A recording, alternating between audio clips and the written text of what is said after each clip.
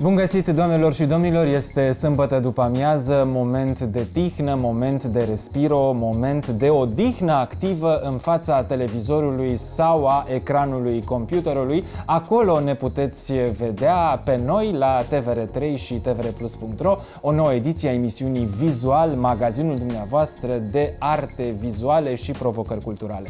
Eu sunt Marius Constantinescu.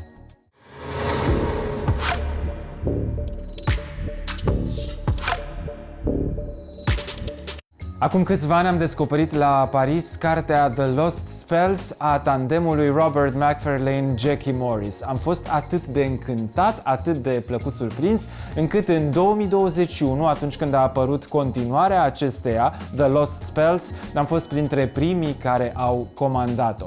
Versurilor simple și atât de pur frumoase ale lui Robert Macfarlane îi se adaugă ilustrațiile lui Jackie Morris, un întreg univers sensibil, delicat, vibrant și etern fluid al vieții sălbatice din Regatul Unit al Marii Britanii. Dacă există un lucru bun al acestei perioade pandemice, este că ne-a făcut să descoperim Zoom-ul, iar prin Zoom am avut și avem în continuare acces la persoane, personaje și personalități cu care altfel întâlnirea ar fi mult mai puțin plauzibilă. Așadar, prin intermediul Zoom-ului am avut bucuria unui one-to-one cu nimeni alta decât Jackie Morris, una dintre cele mai căutate, apreciate și iubite artiste ilustratoare ale momentului și ale mapamondului.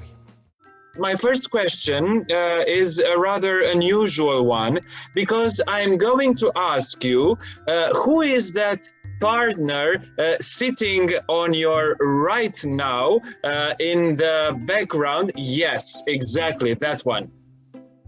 That is a tawny owl who had the misfortune of meeting a car and now sits looking very disapprovingly at everything that I paint, especially if I try and paint an owl. Very, very critical.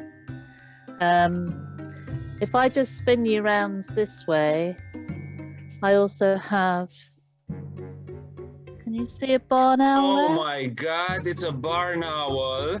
There's a barn owl, and then this way... And the hair. Yeah. Excellent. So wow. Very kind of I've You're got in a the kingfisher. wilderness there, actually.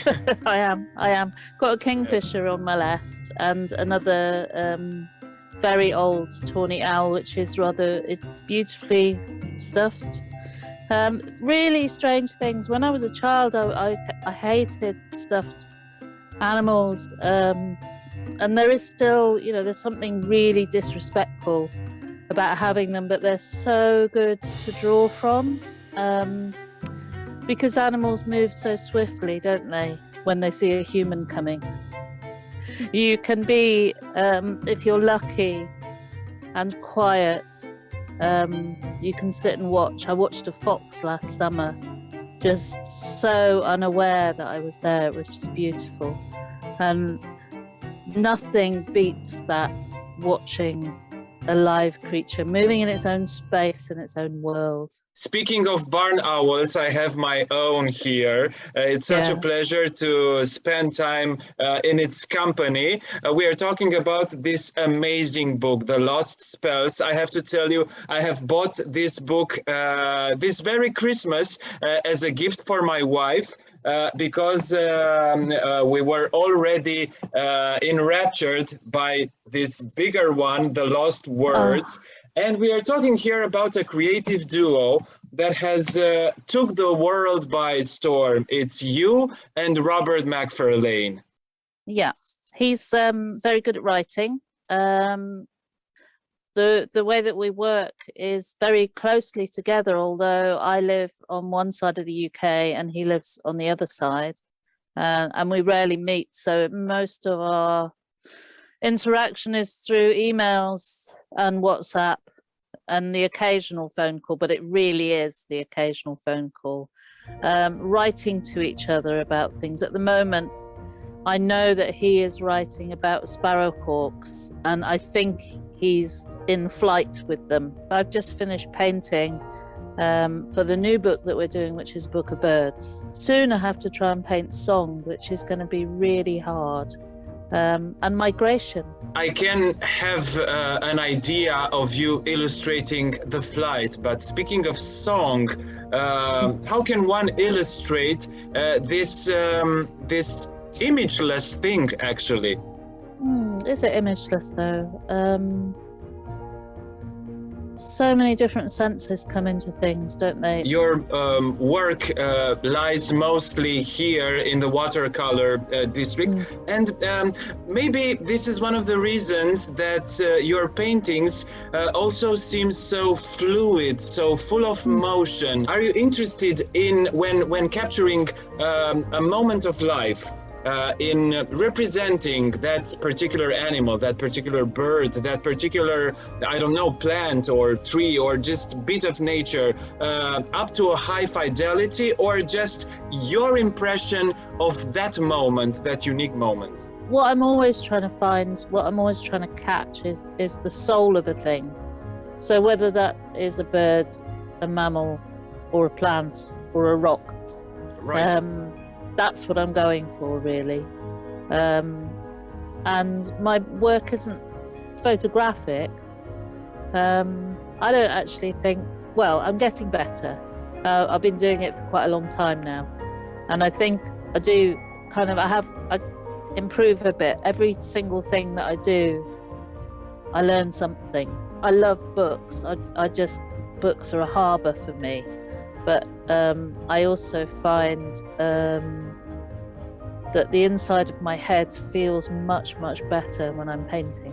How do you do to memorize with your mind, but also with your eyes and with your hand, that spontaneous gesture, that spontaneous movement of a quick and fast and swift animal like a fox, or like an otter, or like a robin, or like a kingfisher that is disappearing in a mere second? Yeah, well, it's hard to even see a kingfisher. I feel as if things move in different times. A kingfisher is just a flash. It's like a rip of blue across the eye, isn't it? It's really, but what I have, which my predecessors didn't have, is photography. And part of the reason that I'm painting flight is when you look at a lot of old bird books, they were working from stuffed animals and corpses, and there wasn't that amazing library of photography to actually see how a bird moves. Trying to watch a wren, they don't even seem to fly, they just seem to throw themselves through bushes. Exactly, yes. Yeah, so you can cut when they're perched, that's fine. I have to paint a merlin, and there are merlin around here, small, swift birds who hunt the hedges. You can see them perched, but when you see them move, it's hard to tell unless you get a really good sighting whether it's a sparrowhawk or a merlin.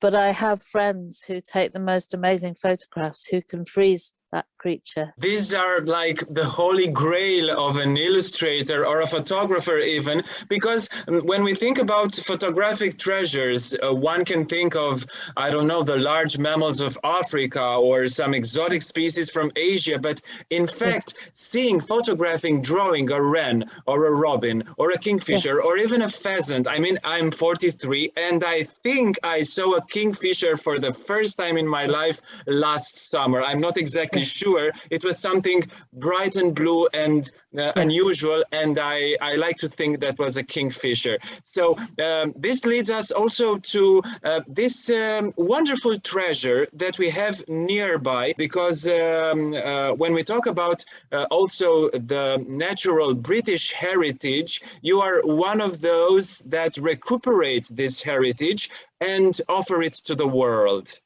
It might look like that from the outside. It doesn't feel like that from the inside at the moment. We have a government who are vandalizing our countryside, and it's quite hard to take, really. When when we moved out of the EU, I think those of us who love the wild world knew that what was coming next. We have massively diminished species. We have farming that farms for profit.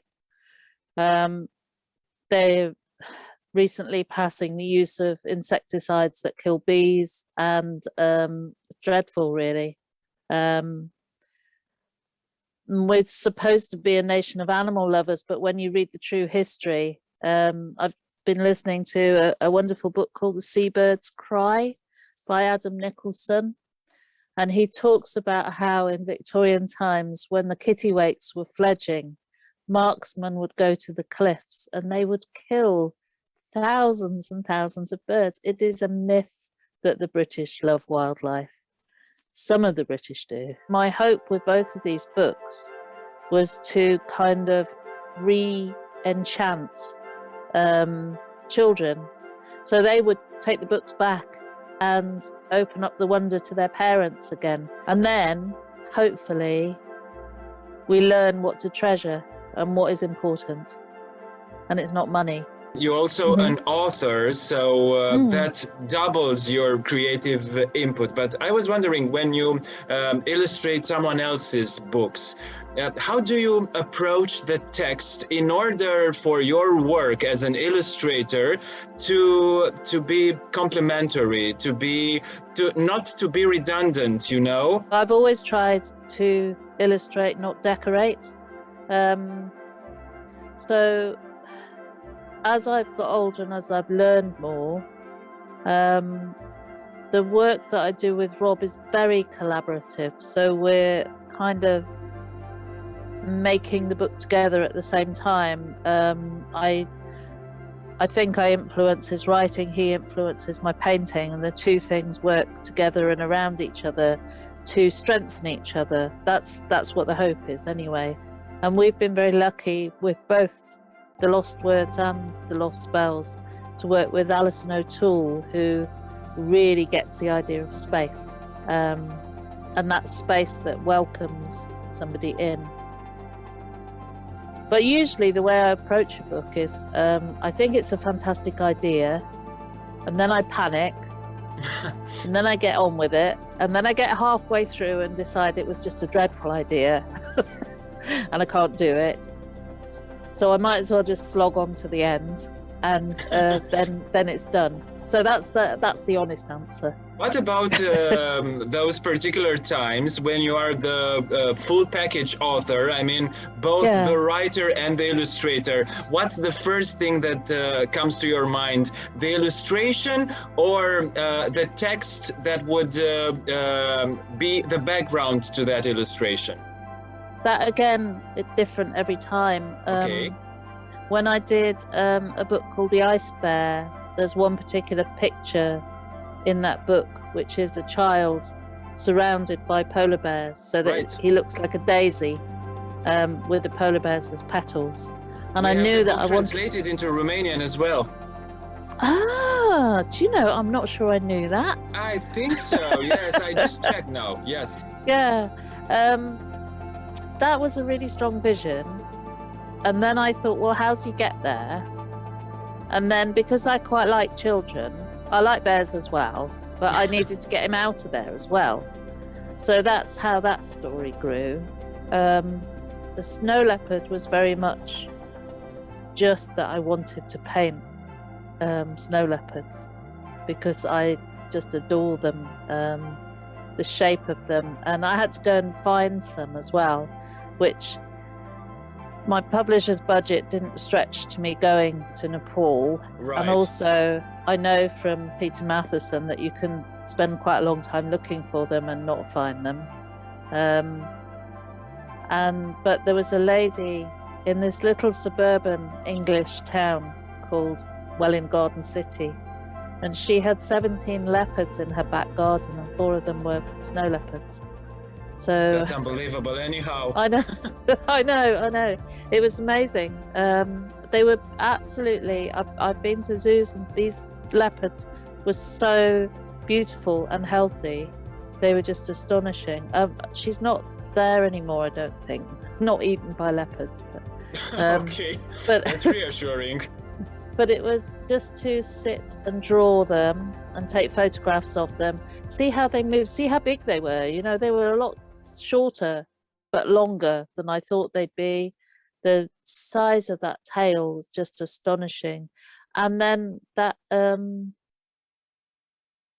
sheer snow leopardness of them, you know, you need to be next to it to see that, really. The wild swans as well, where girl has 11 brothers and they get turned into swans by their stepmother, which I'd always thought, you know, if I had 11 brothers and they got turned into swans, I would think, fantastic, I've now got 11 swans.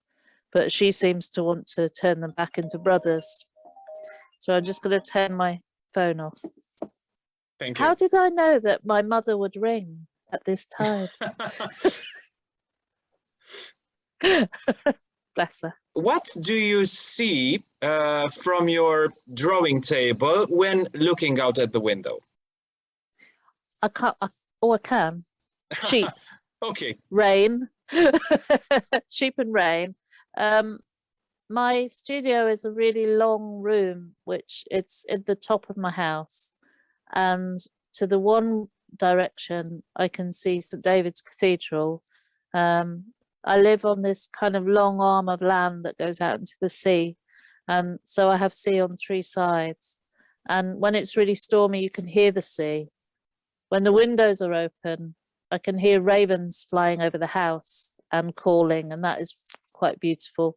And then there's a footpath at the side of the house, the other side, which looks up to the hill, and it's a blackthorn hedge. So soon, in about, I don't know, maybe 6 weeks time, you get these tight little beads of white pearls that just flow. They just open into blossom. It's like something from a Japanese painting, and the smell is amazing, and then all the bees come for them as well. But that's like a really thick thorn hedge at the side of the house, which is full of little songbirds. So I keep putting out bird food for them. They pay me back with song. It's very nice. It's good exchange, I think. Yes, but it's so beautiful, and thank you for recreating this image, this tableau vivant for us. Well, for our meeting today, I have put this shirt with birds. With birds, I didn't know that we were going to yeah. talking about birds. And my last question is related to the badge you are wearing today. Yes, that one. I cannot see what. There's an animal. There's a cheetah. Hang on. It's a cheetah with a cherry on its nose. Yes. Yeah. Okay. Does it have a particular significance to you? I did a book which was a counting book for children, very young book. So it's a 1 to 10, and it starts off 1 cheetah, 1 cherry. I know it's 3 bears, 3 bowls, 3 silver spoons, because it took me a whole day to write that. 5 fine foxes, 4 elephants, 9 tiny white mice with china cups of tea. And then it finishes up with 1 cheetah, 10 cherries. And then the cheetah eats all the cherries. But the cheetah's tiny and the cherries very big. If you're a really tired parent and you want to get through it really quickly, you can turn the pages really quickly. And if you want a little bit more time with your child, because you're a nice parent, as well as being tired, there's loads in the pictures to make up stories about. And yeah, I've been both of those parents. Somebody said to me that children's books are a place where adults and children meet. And I thought, yeah, that's nice. I like that. I think this is a very nice idea to finish our conversation with. The children books are those places where children and adults meet, and they speak the same language for a couple of minutes or maybe even more. Jackie Morris, it's been such a privilege. Thank you so very much. Very good shirt. Brilliant shirt. I like that. I love it too. Thank you. Okay.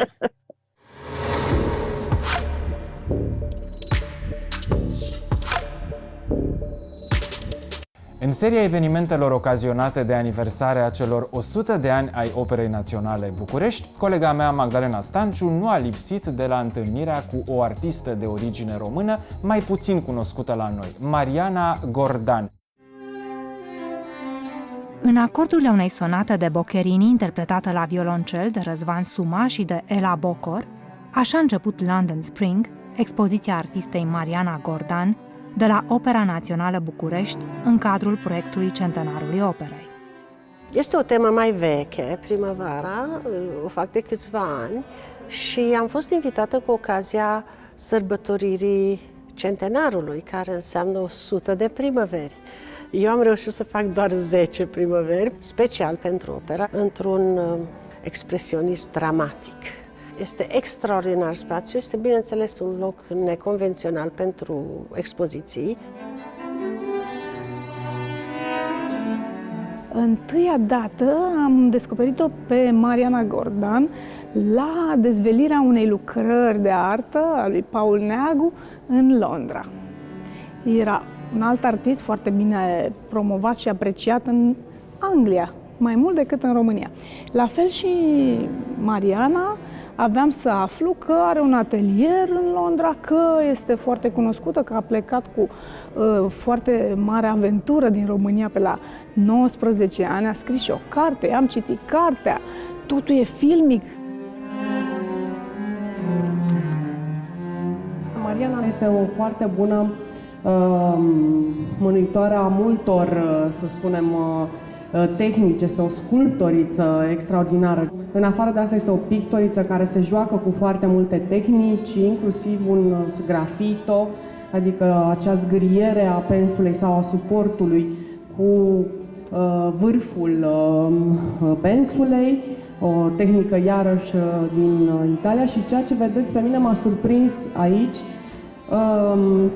M-a surprins ceva și m-a emoționat în același timp. Am văzut fotografiile înainte, dar fiind în prezența picturilor figurative pe care le-a prezentat ea acum, m-a aruncat așa melancolic în zona renascentistă și cumva am redescoperit-o pe Mariana. Asta este farmecul ei. De fiecare dată o redescoperi. Mariana a făcut și o serie de podele pictate cu modele de la Pompei. Are și o serie de lucrări foarte mici, geometrizante. Dar aceste serii de primăveri ale ei, cu care s-a jucat în ultimii ani destul de mult, începând de la dimensiuni mici, acum avem și dimensiuni de 60 pe 60, dar avem câteva exemple și din cele mai mici, dar a lucrat la un moment dat pe niște dimensiuni foarte micuțe, cu o gingășie, o duioșie și o bucurie de a aduce cumva privitorului lumina aceasta specială a primăverii. A prezentat lucrări inclusiv la Teatrul Național, la invitația lui Mihai Oroveanu, în cadrul spațiului MNAC de pe vremuri și în multe alte spații, în spații mai mici, în spații mai mari. Dar la Londra există acele serii de mozaicuri din stațiile de metrou. În anii 80, Mariana Gordan a lucrat mozaicul de la 3 stații ale metroului londonez: Oxford Circus, Finsbury Park pentru Annabel Gray și celebra lucrare de la Tottenham Court Road a lui Eduardo Paolozzi, un alt fel de expoziție care poate fi oricând vizitată.